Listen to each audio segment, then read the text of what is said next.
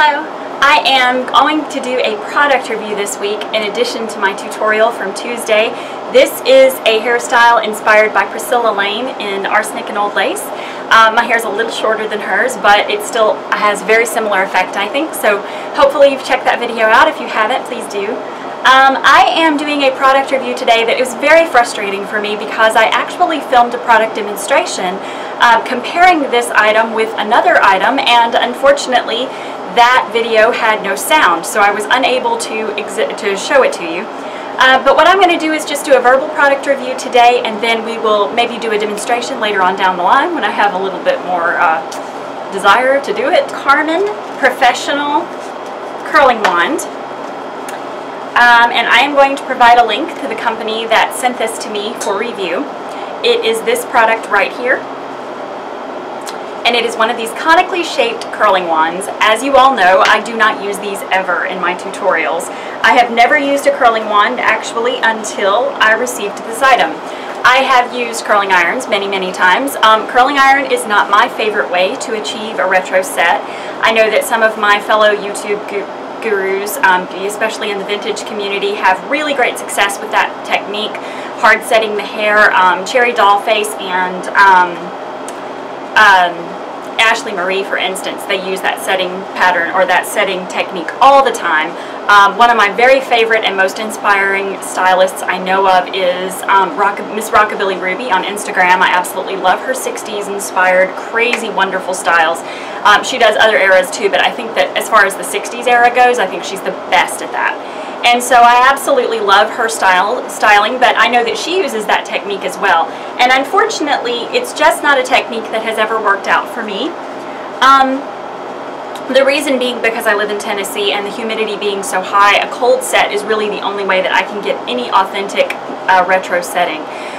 What happens over time if I use a heated set is that no matter if I hard set the hair or not. Hard setting just basically means that you curl the hair with a heated tool and then you pin the curl to your head to dry or to cool, and that automatically gives you a lot more staying power with your set. And it's true, I do get a really good, beautiful off the bat set doing that. Unfortunately though, over time, because of the humidity, the curl starts to relax and it kind of sort of starts looking a little 80s and 70s because it starts feathering.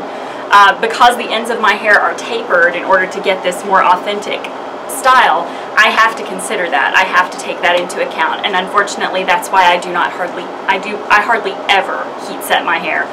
But anyway, I am very much interested in the technique, and I want to make sure that I try to master all sorts of techniques for getting a retro setting.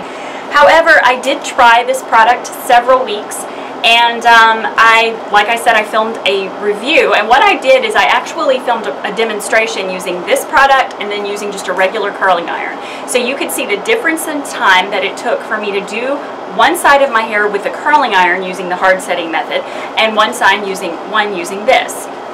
When wrapping your hair around this type of iron, it's a pretty dangerous thing because this iron gets really hot. I've been setting mine at about 215 degrees, and you do kind of have to be very careful, especially when you're first learning.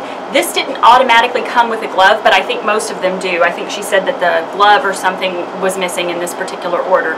So there's like a heat protectant glove that it usually comes with, and that is very handy because usually you're going to find yourself holding the ends of your hair to the iron. Now, Ashley Marie has a fabulous tutorial inspired by the movie Burlesque that actually uses this product. Not this exact brand, but this style of product. And it works beautifully for those really kinky, tight waves. I do not think that this product works the best for curls because it is really difficult using a wand to actually stick the end of the hair against the iron.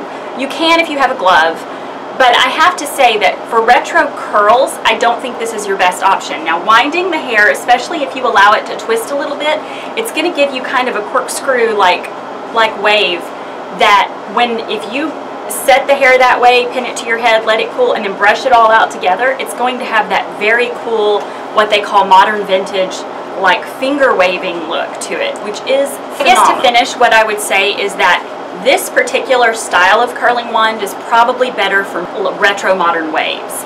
I don't think it's the best style of curling wand for a more authentic looking retro setting. However, a standard half-inch curling iron or curling wand or 1-inch curling wand would be a much better option. The only problem being that you can't really hold the end of the hair against the wand as tightly as you need to in order to get that good authentic looking curl. It's much easier to use in that you can slip the hair off more easily and pin it to the head, but I did not like it as well as a curling iron when it came to the final overall look.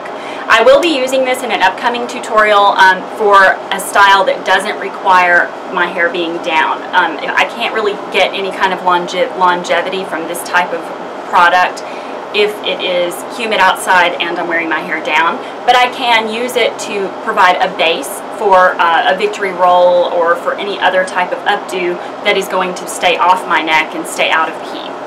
So that's all I have to say on that. I would recommend this particular one, but I don't have anything to compare it to. I keep it at about 215 degrees because I've seen that in other tutorials. I don't know exactly what the recommended degree is because one of the negatives to this product is the little book that it came with was very, very vague and very basic. It had hardly any information in it that was useful for different hair types, which I thought would have been good. And like I said, this one didn't come with a glove, so I used my own little glove to prevent myself from being burned. And I still burned myself once a long time ago, and you can still see the scar. It gets hot.